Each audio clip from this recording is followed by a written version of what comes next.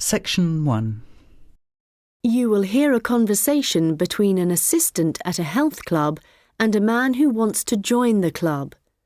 First, you have some time to look at questions 1 to 5.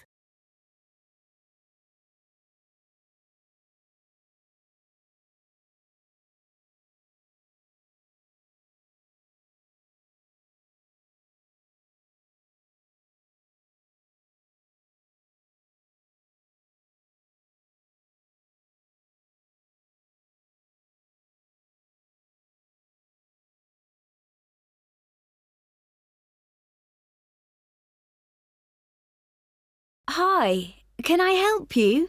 Hello. Yes, is your club taking on new members at the moment? Oh, yes. We're always interested in taking on new members. Just give me a moment and I'll get an application form. Right, here we are. So, let's start with your name. It's Harry. OK. And your surname? It's Simons. Is that like Simon with an S? No, it's Symonds.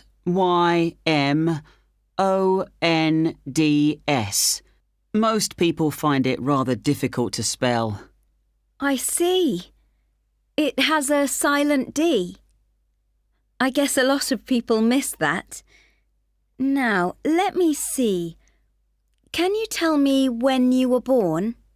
Yes, certainly. The 11th of December. Thanks. And the year? 1996. OK, good. Now, are you thinking of becoming a full-time member? Probably not. What kind of memberships do you have? Well, we also have off-peak membership, which is between 9 and 12 in the morning and 2 and 5 in the afternoon. And then we do have a weekend membership. So a weekend membership is just Saturday and Sunday? Yes, that's right. OK. Well, that's not going to work for me. It looks like I'll have to be full-time. I'm afraid off-peak membership won't do, as I'm not free at those times, and I don't just want to be restricted to weekends. OK, I'll make a note of that. Right, we have several facilities at the club, including a gym, a swimming pool, tennis and squash courts. What activities are you planning on doing? Well, do you have badminton? Yes, we do. And table tennis? I'm afraid not. Well, not at the moment, anyway. Oh, OK. Well, I'm also very keen on swimming, so I'm glad you have a pool. I'll certainly be doing a lot of that. OK, I've got that. Will you be using the gym? No, I'm not interested in that. OK. So just let me work out what the cost will be. Yes, that comes to £450 for the year. You can choose to pay annually for the full year or monthly. It's up to you. Oh, I'd prefer to pay regularly in small amounts, rather than have a large amount to pay in one go, if that's OK. Sure, that's fine. Right, I've got the most important details for now. Before you hear the rest of the conversation, you will have some time to look at the questions 6 to 10.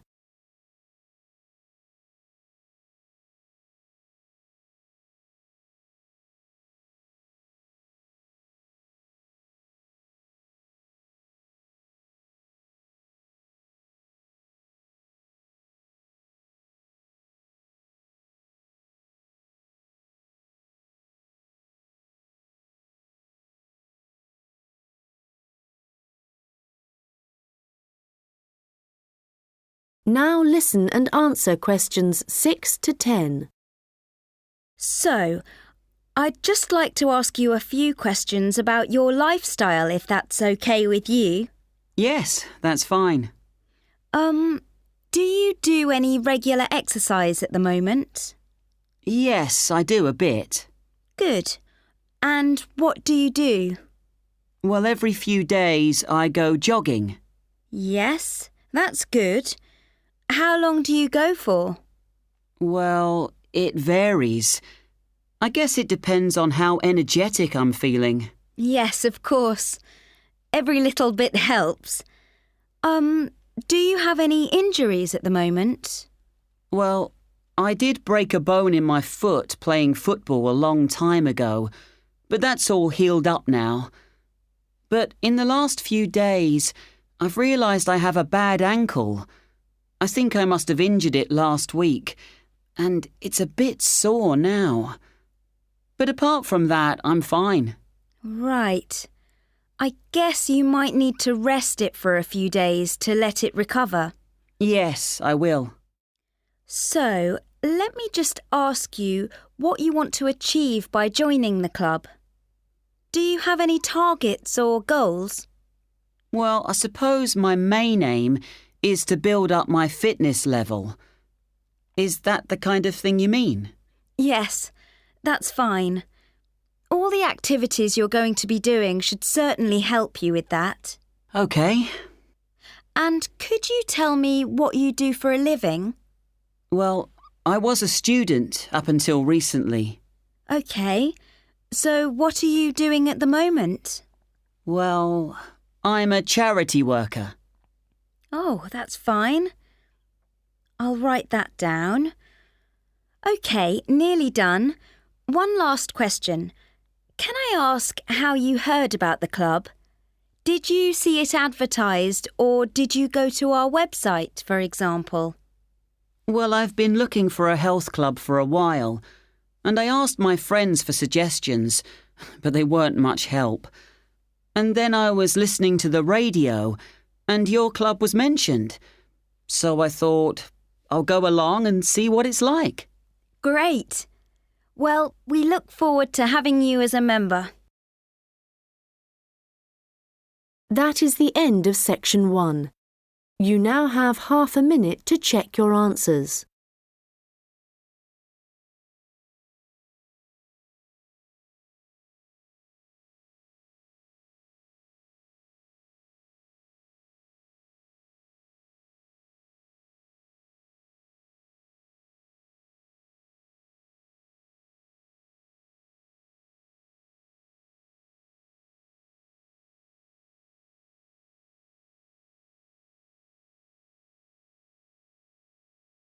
Now turn to section 2.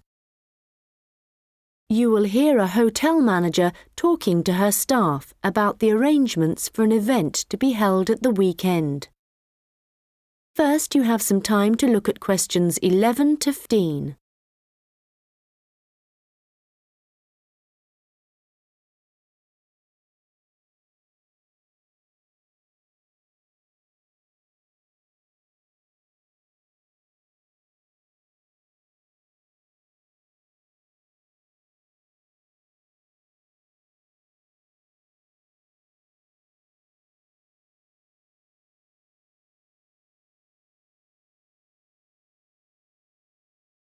Good morning, everyone.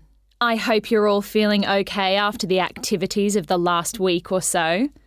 I know you've all been working very hard recently, and we've been exceptionally busy, especially with the wedding last weekend and the trade fair straight after that.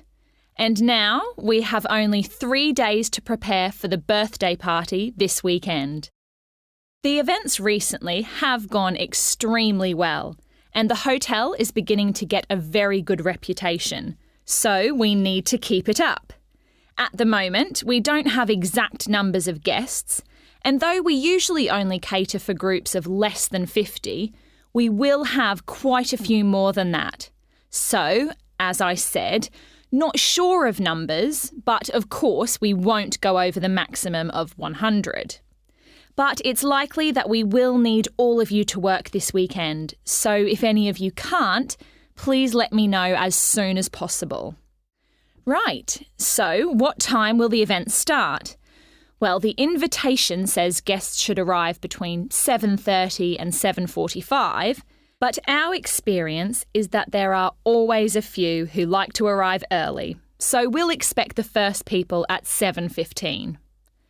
As the numbers are quite large, this will certainly be the case. Food will be served at around 8:30, and then, depending on how long the meal takes, the entertainment will start about 2 hours later. Now, for this, we were expecting a live band for the occasion, which is always fun.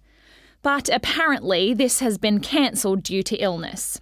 So, the hosts know someone who is a comedian who will be replacing the band. We had hoped that the resident magician who worked here through the summer would be able to help out, but they weren't keen on that idea. Before you hear the rest of the conversation, you will have some time to look at the questions 16 to 20.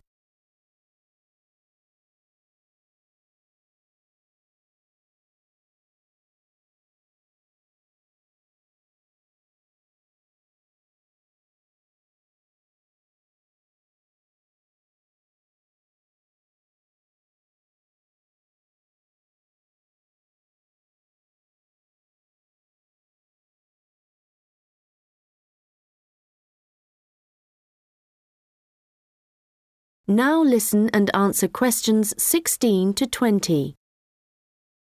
So, I'd just like to go through who's doing what when the guests arrive, and I think we'll make a few changes from the last party held here. If I remember correctly, it was Olav who coordinated the task of providing the guests with drinks. Or was it Ahmed? I'm not sure. But Gary asked to do it this time, so that will be his job. There's been no decision yet on what the drinks are going to be, but I hope they decide soon in case we need to order something special. Now, for receiving the guests' coats and hats, it's important we have someone experienced doing this, as we don't want guests losing their belongings. And Monica, last time this was your responsibility. Susan, I know you wanted to do this, but as the numbers are quite high for this event, I won't make a change here. Right. Now, last time there was some confusion as to where guests were supposed to go once they had deposited their things, and we had guests roaming around the whole hotel. So, Ahmed and Olav, I believe you discussed the problems with Susan and thought she would be good at guiding guests after they had arrived. And I'm fine with that. Right, and now for some general instructions. Once the guests have arrived, they will be in and around the lounge area, and then at around 8:30, we need to get them to move to the restaurant for their meal. This often proves difficult and can take a long time, so I will ring a bell so that everyone knows it's time to eat. Hopefully, this will speed things up a bit. Also, for this event, there'll be a seating plan, so the guests won't be able to decide for themselves where to sit. They'll have to sit according to the plan. There will be a plan on each table, and I've been thinking about where to put the master plan so everyone can view it before they enter the restaurant. As they'll be spending quite a while in the lounge, I've decided to also put a plan there. This should speed up the start of the meal. Once the meal starts, you'll all be very busy waiting on the tables, and I'm sure I don't need to tell you to be good-humoured and polite to all the guests. The organiser of the event will be saying a few words, and so will two of his colleagues. So, when the speeches start, all activity must stop in the restaurant, so that the three people giving them can be heard. This shouldn't take long, and it should be towards the end of the meal. After that, the guests will move back to the lounge for the entertainment. So, I think that's it. Any questions? Come and see me later. That is the end of section 2. You now have half a minute to check your answers.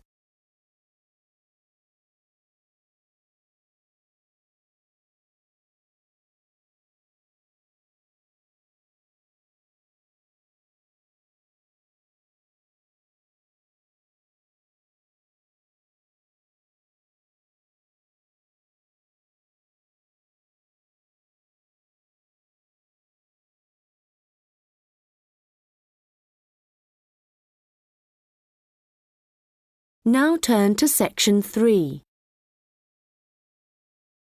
You will hear two students discussing an assignment. First, you have some time to look at questions 21 to 25.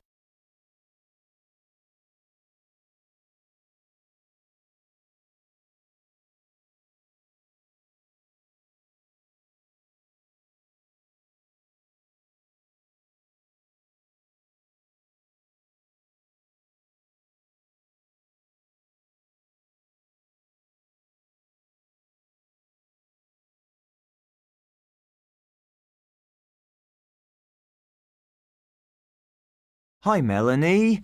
What did you think of the assignment that we got today? It looks interesting, doesn't it? Yes, Alan. I've always been interested in recycling, but there's a lot of research to do. Yes, there are a lot of things I'm unsure of, so it's going to be good working with you. OK. Well, why don't we start by making a flowchart from the notes our tutor gave us? Yes. So, on one side we could have the paper production cycle, here on the left, and on the other side the recycling. Good idea. Let's start at the top with the production. The first step in the process is to get the raw materials. Yes, and they tend to come from pine forests. OK.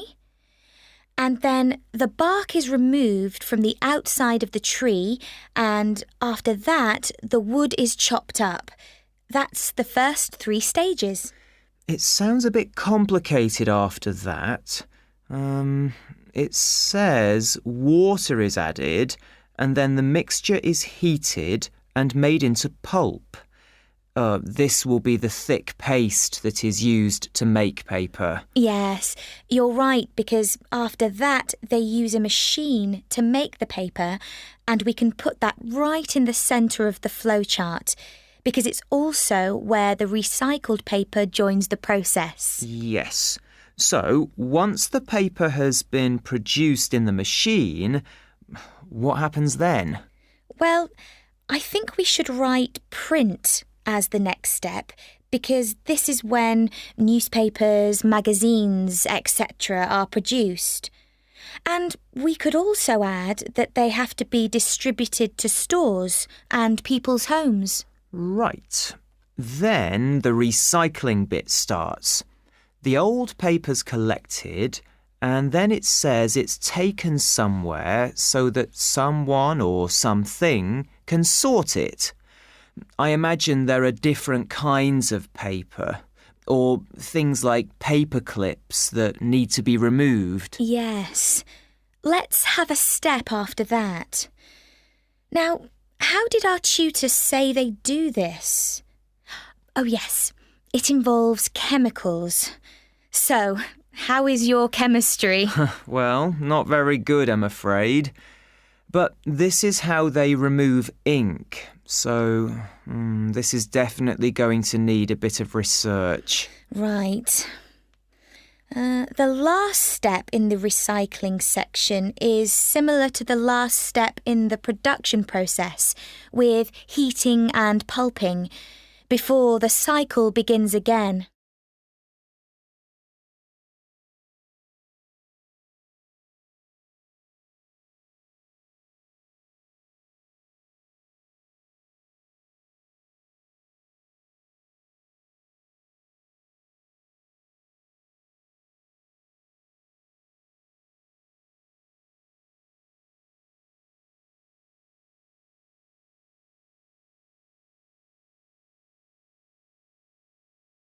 Now listen and answer questions 26 to 30.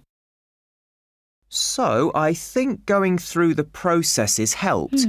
Now we need to decide how we're going to do this assignment. Yes. I guess what we need to do is take the processes and divide them up between us. But we could start thinking about an introduction. Yes, OK. Well, I can start doing that. I think I have enough to go on already. Good. And there are a few areas where we need a lot more information. I think I'll start with something easy. Let's say the paper collection.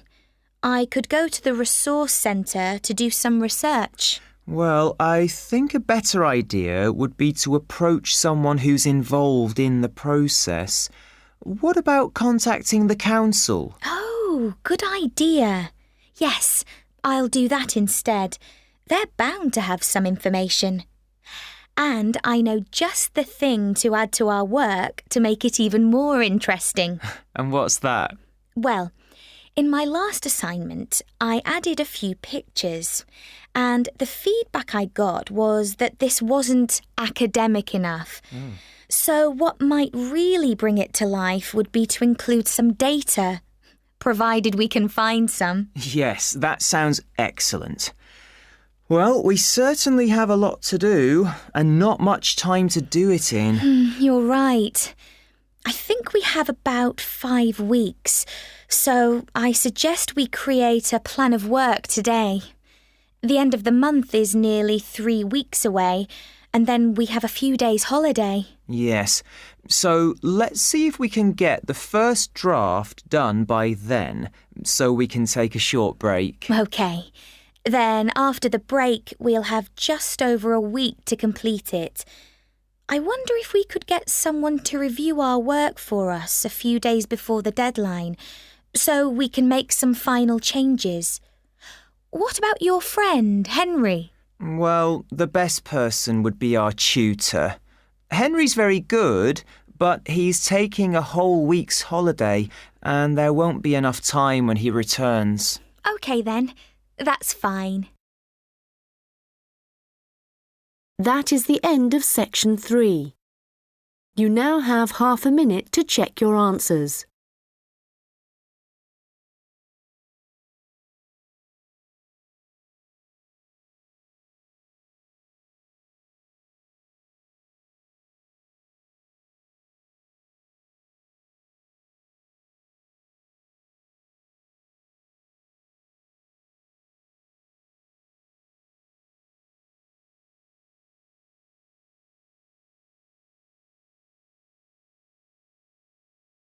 Now turn to section 4. You will hear a lecture about hair. First, you have some time to look at questions 31 to 40.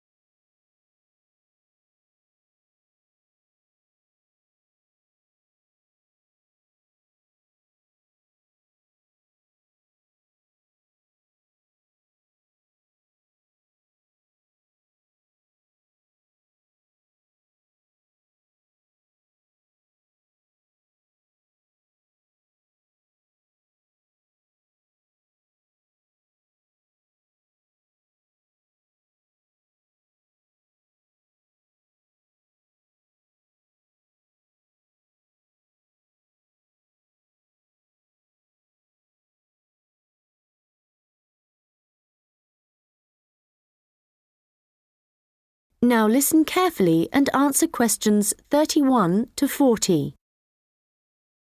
Good morning, and welcome to this lecture on hair, which is a part of the human biology course. This lecture covers a number of facts about hair, its structure, and what can affect the general health of hair. So, first of all, what is hair, and why do we have it? If we look back at our ancestors, we'll see that they had a lot more hair on their bodies than we do now. And there are, or were, 2 main reasons for having hair. One is to provide warmth, but as humans have worn clothes for many years, body hair has significantly reduced. The other is for protection. And again, this isn't as significant as it was once. But hair does still benefit areas of the body, such as the head and around the eyes.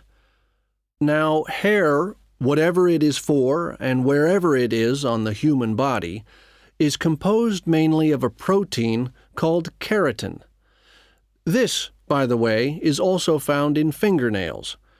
In fact, it's keratin which makes them flexible, and without it they would be very rigid. Another interesting fact about hair is that it is very strong as iron, in fact.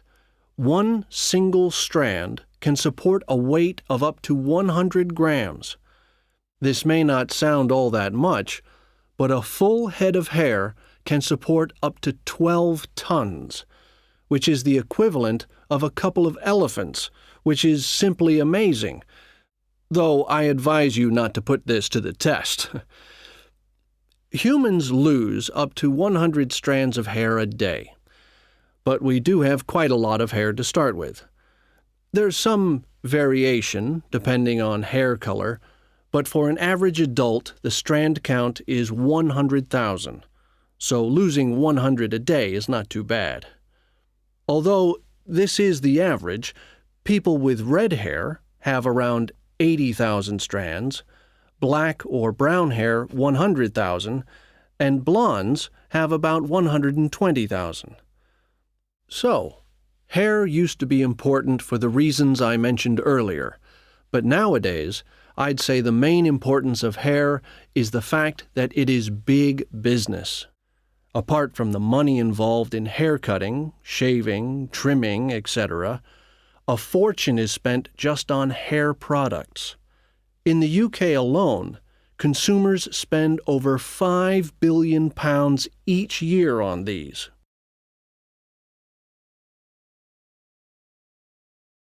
So next, I'd like to just give you a quick overview of the structure of hair. As you can see, along the length of the hair, there are three main parts, called the bulb, the root, and the shaft. A single hair is fixed at one end below the skin in the bulb. The bulb acts rather like a cap. It encloses the end of the hair in the head. The next part of the hair is the root, and this is the part of the hair which lies just beneath the skin, and, in terms of hair production, is the most important. This can be considered the control center for each strand of hair, and is where the glands are found. These produce oil, which flows along the length of the hair, and the health of the root determines the overall health of the strand of hair. The last part is the shaft, and this is the hair which is above the skin, and is, of course, what we can see. Fortunately, this is not active, and I say fortunately because otherwise it would be very painful to have your hair cut. And finally, I'd just like to go over a few factors that impact on the overall health of hair. Like every other part of the body, our diet, that is, what we eat, is extremely important to the condition of our hair. But whereas a change in your diet to, for example, eating unhealthy foods will soon be noticeable in your skin, changes to your hair will take a lot longer. A change in diet today could take several months to have an effect on your hair. And so, what is the key to healthy hair? Well, eating a balanced diet is the most important thing. There are a number of vitamins that are vital for good hair health. The main ones being vitamins C, D, and E. And in a balanced diet, all these vitamins should be readily available. If you need a boost of vitamin C, for example, one of the best things to eat are blueberries. For vitamin D, the best examples are fish, mushrooms, and eggs, and for vitamin E, nuts and seeds.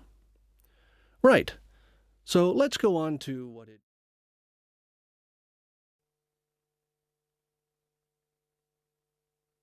That is the end of the test.